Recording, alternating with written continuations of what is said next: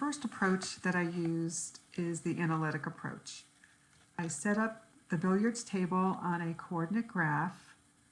The cue ball starts out at the point 2.58 and then winds up landing at the origin.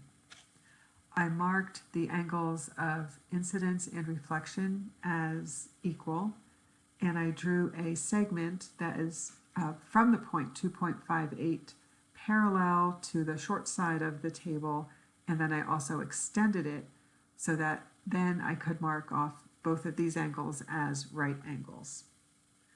I also drew an extension of this diagonal line from the origin, marking off the point 5y, which is where the cue ball will hit, and then I also extended that line.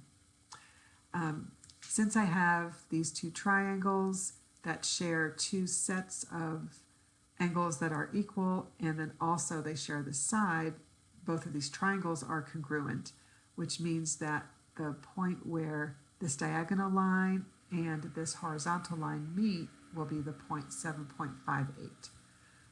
So I calculated the slope of that diagonal line.